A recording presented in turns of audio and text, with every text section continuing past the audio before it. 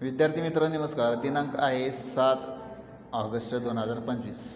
काल आपण राष्ट्रीय उत्पन्न मोजण्याच्या पद्धती पाहिल्या. आता आज आपण राष्ट्रीय उत्पन्न मोजताना ज्या काय अडचणी येतात त्यांचा आपण या ठिकाणी अभ्यास करणार आहोत. Difficulties in measurement of a national income. आता राष्ट्रीय उत्पन्न म्हणजे काय की एक विशिष्ट कालखंड, त्या विशिष्ट कालखंडामध्ये काय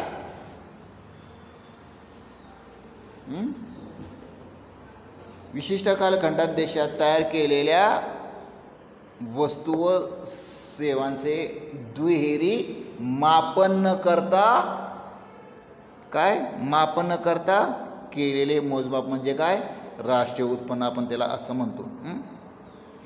परंतु तुम्हाला असं वाटतं का की बाबा आपण उत्पादन पद्धती, खर्च पद्धती आणि दुसरं काय तिसरं उत्पन्न पद्धती, बरोबर आहे. ह्या 3 प्रकारामधून आपण राष्ट्रीय उत्पन्न मोजण्याची आपण काय पाहिलं की बाबा परंतु तिथं पण काय ना काहीतरी काय येतात अडचणी निर्माण होतात, बरोबर आहे ना. अशा कोणत्या अडचणी आहेत की त्या आपल्याला सहज समजून येत नाहीत. आता पहा, भारताची लोकसंख्या काय आहे. भारताच्या लोकसंख्येच्या बाबतीत आता पहिला नंबर येतो, बरोबर आहे ना. भारतामध्ये जी लोकसंख्या आहे त्या लोकसंख्येकडून मोठ्या प्रमाणावर काय केली जाते, अनेक वस्तू आणि सेवांची मागणी केली जाते. आपल्याला काय करायचं, या वस्तू आणि सेवांचं मोजमाप करायचं. मोजमाप करत असताना ठीक आहे, तुम्ही माझ्यासमोर बसलाय, तुम्ही काय 1 वर्षाचा कालखंड घ्या. या 1 वर्षाच्या कालखंडामध्ये किती वस्तू आणि सेवा भोगलेल्या आहेत आणि त्या वस्तू आणि सेवा भोगलेल्याचा खर्च काढा वैयक्तिक. राष्ट्रीय उत्पन्न ही समरलक्षी काय आहे संकल्पना आहे. पण जर तुम्ही आज जर विचार केला की बाबा मी मागच्या वर्षी 2025-26 मध्ये किती वस्तूंचा उपभोग खर्च घेतला आणि त्याला माझा खर्च किती आला, आपण लिहिले का नाही, आपण त्याची कुठं नोंद केलेली नाही. तर मित्रांनो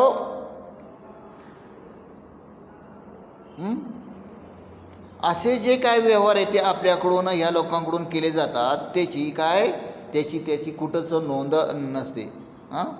त्याचबरोबर काय या वस्तू आणि सेवा असतात त्याच्यावर काय असतो, त्याच्यावर कर असतो ना, कर, गुड्स अँड सर्व्हिस टॅक्स, बरोबर आहे ना. वस्तू आणि सेवा कर हा कर सुद्धा त्या ठिकाणी चुकविला जातो. ज्या वस्तू आणि सेवा तुम्ही मागील काळामध्ये घेतलेल्या आहेत त्या वस्तू आणि सेवा संदर्भात तुम्ही कर भरला आहे का, म्हणजेच काय जो कंझ्युमर आहे तो त्या ठिकाणी काय करीत असतो, तो कर टाळत असतो, कर भरण्याचं टाळत असतो, कर त्या ठिकाणी तो चुकवीत असतो. मग अशा प्रकारे मित्रांनो राष्ट्रीय उत्पन्न मोजत असताना त्या ठिकाणी अचूक अशी माहिती त्या संबंधिताकडून दिली जात नाही. आता अशा कोणत्या अडचणी आहेत की त्या अडचणींवर आपण परामर्श घेणार आहोत. त्यामध्ये पहिली जी आहे ती काय आहे, वस्तू विनिमय पद्धतीचे अस्तित्व, बरोबर आहे ना. भारताला स्वातंत्र्य मिळवण्याच्या अगोदर मित्रांनो देखील काय होतं की भारतामध्ये वस्तू विनिमय पद्धत अस्तित्वात होती. म्हणजे गव्हाच्या बदल्यात काय केलं जातं, तांदूळ घेतलं जातं. म्हणजे नसरापूर आहे, पुणे जिल्हा आहे, पुणे जिल्ह्याच्या पुणे जिल्ह्याची जी काय कोकण किनारपट्टी आहे, पश्चिम किनारपट्टी आहे, पश्चिम किनारपट्टीमध्ये मोठ्या प्रमाणावर तांदूळाचं उत्पादन केलं जातं, बरोबर आहे. त्या ठिकाणी दुसरं पीक घेतलं जात नाही, कडधान्याचं कमी प्रमाणात उत्पादन होतं, बरोबर आहे ना. सातारा असेल, कोल्हापूर असेल, बरोबर आहे, या ठिकाणी ऊसाचं उत्पादन होतं. अलग लक्षात जसजसं आपण खाली जाऊ, बरोबर आहे, मराठवाडा असेल, विदर्भ असेल, त्या ठिकाणी कपाशीचं उत्पादन होतं. सोलापूर असेल, सोलापूरची ज्वारी प्रसिद्ध आहे. अशा प्रकारे हे जे काय आपले वेगवेगळे प्रदेश आहेत त्या वेगवेगळ्या प्रदेशामध्ये काय केलं जातं, अनेक वस्तू आणि सेवांचं उत्पादन केलं जातं. मग आज देखील काही ठिकाणी ग्रामीण भागामध्ये या ठिकाणी ह्या वस्तूंच्या बदल्यात इतर वस्तू घेतली जाते. मी असं म्हणतोय की माझ्या शेतामध्ये ज्वारीचं उत्पन्न होतं. मी काय म्हणणार की माझ्या मित्राला, बाबा तू मावळ भागामध्ये राहतो, मी तुला एक ज्वारीचं पोतं देतो, तू मला एक भाताचं पोतं दे. म्हणजे तिथं पैशाचा संबंध आला हो का? खरेदीचा व्यवहार आला का? नाही. बरोबर आहे ना. मग भारतात आज अनेक आर्थिक व्यवहार करताना मित्रांनो वस्तू विनिमय पद्धतीचा वापर केला जातो. उदाहरणार्थ गावामध्ये पहिली काय होती? 12 बलुतेदारी पद्धत होती. मग ह्या 12 बलुतेदारी पद्धतीमधून मित्रांनो वस्तूचं देवाणघेवाण होतं. आता शेतकरी आहे, शेतकऱ्याला आपण काय म्हटलं जातो? बळीराजा म्हटलं जातो. शेतकरी काय करतो? शेतामध्ये धान्याचं उत्पादन करतो. परंतु शेतकऱ्याला शेती करण्यासाठी जी अवजारे पुरवणारा कोण असतो? सुतार असतो. त्या सुताराकडून तो काय करून घेत असतो? नांगर तयार करून घेत असतो, कुळव तयार करून घेत असतो, खुरपी तयार करून घेत असतो, लोहार असतो. बरोबर आहे ना. लोखंडाला विशिष्ट आकार देऊन त्या ठिकाणी धारदार शस्त्रांची त्या ठिकाणी तो निर्मिती करत असतो. खोरा असून देईल, खुरपा असून देईल, विळा असून देईल, बरं कुदळ असून देईल, टिकावा असून देईल, कोराडा असून देईल. ही सगळी शेतकऱ्याची अवजारे आहेत. मग ते कोण पुरवतात? बरोबर आहे ना. कोण पुरवतं त्याला? लोहार आणि सुतार. मग शेतकरी काय म्हणणार की बाबा माझ्या शेतामधलं पीक आल्यानंतर मी तुम्हाला काय देईल? जोंधळा देईल. बरोबर आहे का? मेथीची भाजी वगैरे पालेभाज्या देईल. त्याच्यावर त्या म्हणजे 12 बलुतेदारीमध्ये मित्रांनो त्या ठिकाणी त्या गावामध्ये ती अशी काय चालत होती? वस्तू विनिमय पद्धत चालत होती. अशा वस्तू विनिमय व्यवहाराचे पैशात मापन केले जात नव्हते. त्यामुळे वास्तव राष्ट्र उत्पन्न कमी येण्याची त्या ठिकाणी शक्यता असते. दुसरं जे आहे दुहेरी मापनाची समस्या.